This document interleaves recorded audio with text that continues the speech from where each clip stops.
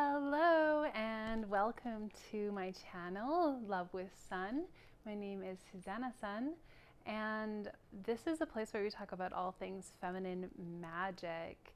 Today is International Women's Day, and this video will be appropriate any day, truly, but I do want to speak specifically about feminine magic and what is the empowered version of reality that is possible for any person with a womb or somebody who doesn't have a womb but has a womb space, because that's definitely just as powerful.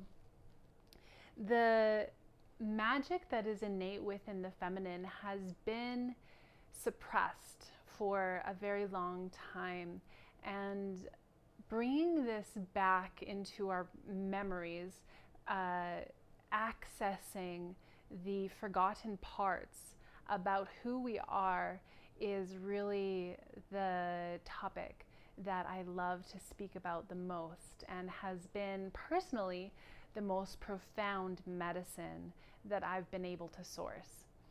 And the amazing piece about it is that it doesn't require us to go outside of ourselves to seek any support. It doesn't require us to have any physical objects or medicine in order for us to access this wisdom. It is something that is within, something that is encoded in our DNA. And it is, to me, partially the connection that we have with Mother Earth that makes this possible and makes this true. So if you look at Mother Earth as a construct, as an energy of the feminine, the ability to create reality, Mother Earth is the energy that is ever abundant. You know, as much as humans try to take all of her resources and use it up and fragment her, there is no amount of effort on our part that can destroy her natural abundance. And that is the energy that is coursing through our veins, that is available to us in every single moment, in every breath, because as human beings, we are Mother Earth. We are an extension of Mother Earth. When we put our feet or our hands, our skin on the earth, there is an electrical conduit that moves through her, through us, and back to her. So we are literally extensions of Mother Earth, but we have been disconnected from this memory, this knowing, through rubber on the bottoms of our shoes, through living spaces that are, you know, however many stories above the earth, through electromagnetic interference from our cellular devices and our microwaves and the towers of frequency that are really zapping our energies and our connections with the innate medicine that we truly are. So as we connect deeper with these truths, as we come home to the reality that is our medicinal nature, we are becoming medicine. We are already medicine, but we are coming back to that remembering, back to that frequency. And so this is such a thing to celebrate, because the feminines on this planet are the ones who have more easy access, I could say. This is, you know, very generalized, to that energy. We have more easy access to it because of our wombs. Our wombs are even deeper. You know, the earth is the abundance, that we are creative beings, and the womb is that too. But the womb is beyond that as well. The womb is able to source energy from beyond the earth. And this is the memory that we are from the stars. We come from light. We come from source. We are divinity incarnate. We are the children of God, goddess. However you wish to say that, whatever language feels the most comfortable for you, the memory, the remembering, the knowing that we hold is that we are able to source naturally from divinity. So this is beyond Mother Earth even, right? And in this space, in this remembering of our divine sovereign nature, we come home to a place that is beyond this lifetime, beyond any lifetimes that we've had in this planet, and into the reality of where we came from originally, the original source of our essence, the creative force that we truly are. Yes. One of the things that is controversial, especially among women's circles and witches, because I do speak about magic, is the connection of women with the moon. And I do want to speak on this because yesterday was a full moon. So the moon is essentially a distraction, a implant. There are many esoteric and occult teachers who speak about a time on earth before the moon. And this is before we lost our true feminine essence, before we forgot. We didn't lose it. We forgot it. We were disconnected from it. We became fragmented. Whether you can relate that in mirroring from childhood trauma to birth trauma to past life trauma, all the way back to trauma from leaving our star origins and falling to earth. And when we remember that we are beyond the earth, the moon becomes no longer relevant to us. The moon is a magnetic attachment to the earth. And although there is place for that, there is medicine there, because the moon teaches us about the illusion. It teaches us about delusion. It teaches us about parasitic energy, about energy vampirism, about giving away our energy to inappropriate sources that are taking advantage of us. And so once we pass that lesson, once we understand that we are beyond that and that we have sovereignty, we do not need to give away our energy, but we keep it. And in keeping it, we become overflowing and abundant wells of love. Yes?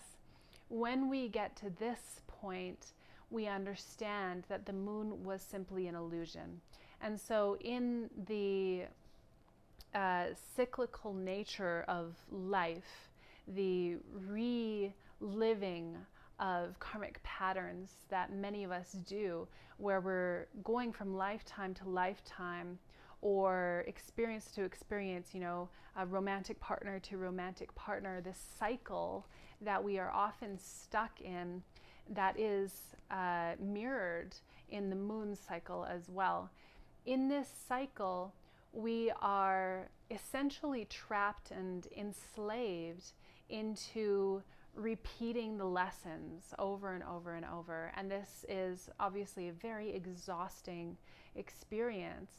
And once we go beyond this, we begin to remember the origins of who we truly are as divine source nature within, that our nature is in essence magic, that we are creators of our reality.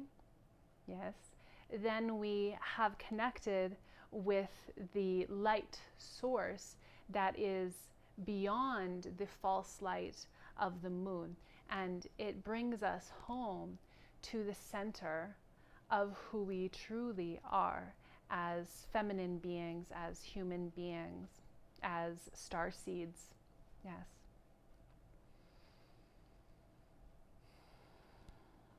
A few things I'd like to speak about how you can access this remembering, about how you can go beyond the cycles. Yes, there are a few things that are very potent, that are the most effective in my understanding so far about how to access this remembering. The angelic frequencies are part of this. We can also call this crystalline nature. It is like a oversoul. It's the part of us that beyond our physical bodies, beyond the earth, is connected to divinity. And in that level, there's multiple levels, but in this level of oversoul, we are part of something bigger. We are part of a frequency, energetic, that is pouring through us. And when we connect to it, we first have to clear the blockages, the conditioning that we have been fed, and we have to work on remembering. It's not really work though, it's more like playing. And once we get to this level, we understand that we are all connected, we are all one, we are love, we are source energy, we are divinity, right? So this soul level, we can also call it angelic frequency. And angelic frequency runs through all of us, but one of the things that it requires is for us to call upon it. We have to consciously choose it, because one of the lessons that we have in coming to Earth is that we have to actually go and find it. We have to source it. And that's how we remember that it is our choice, that we are the creators of it. Yes? So as we access these levels of angelic frequency, our being, our existence becomes flooded with light. And it can be a specific color, it can be a few colors, it can be white, but this light frequency is flooding our bodies once we invite it in. And as it floods our bodies, it creates a clearing, like a waterfall or a floodgate that clears any negative attachments that we might have. And it also expands us. And as it expands, we may have to experience some grief as we let go of the old versions of who we thought we were, we might have to grieve the memories of when we betrayed ourselves, of when we let other people hurt us, and step into this new but really truly old memory of who we truly are. With this type of energy, this is different than channeling, because I'm not channeling something that is not me. I'm channeling part of who I truly am beyond this current body. And so it's not quite the same as channeling. It's more like accessing who I truly am. The angelic frequencies are very powerful in this way and very effective at clearing our fields. So rather than having to psychoanalyze our trauma and relive it through memories and through talking about it endlessly, which I have done for many hours. And I am so grateful for the therapists who helped me with that. But there is a beyond that experience where the flooding in of the light frequencies really just clear it, and it's able to go beyond time. And so the times from the past where we think that we have experienced trauma, we're able to actually infuse that experience with light energy and reactivate the wholeness that is the truth about who we are. And so the fragmentation becomes no longer existent. it becomes a very far off memory, and then eventually it just becomes as if it was never true, it never was, because it truly never was. Not that that experience didn't happen on one version of reality, but that there are other versions of reality that you can access where you're able to go back in time. And it's not really like going back though, it just is. And it clears that memory and it replaces that with the truth that you were always whole. You never lost parts of yourself. There's no need to reclaim yourself because you are already whole. There's nothing to fix about you. So this is the truth about what angelic frequency is able to offer us. Another resource that is especially potent for these types of rememberings is energy work, which is already part of what I have already described, and embodiment work as well. So we're working on two different layers here, but I'm placing them together for the sake of simplicity. So the energetic body and the physical body, yes? The energy work and the somatic embodiment work.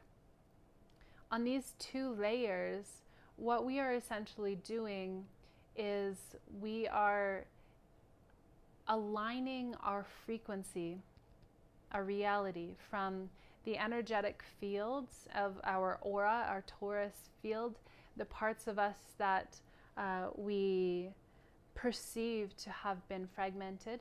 We bring all of that back into memory of wholeness.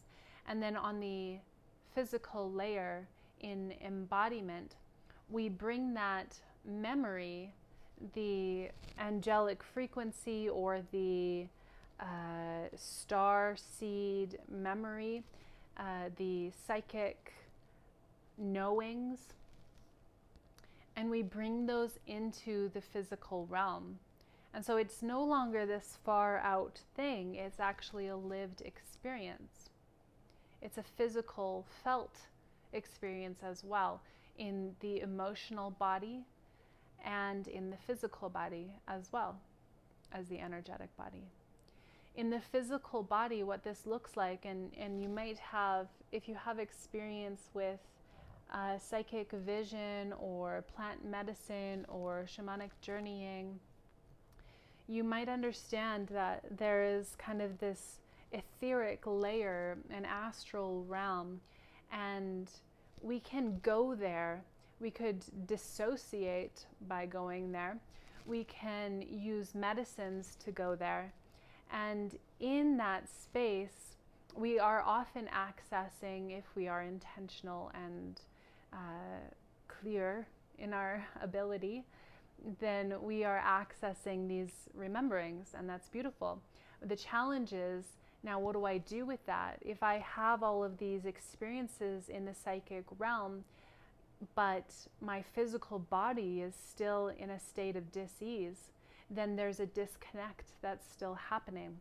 Embodiment is bringing this psychic realm, the lessons from that, into the physical body, and that is what we call embodiment.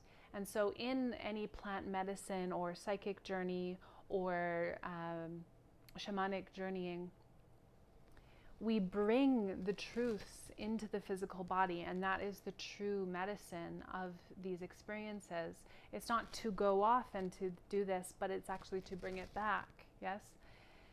As we bring it back, then all of these realities that I've been speaking about, which can seem very esoteric and ethereal, they come into a physical reality.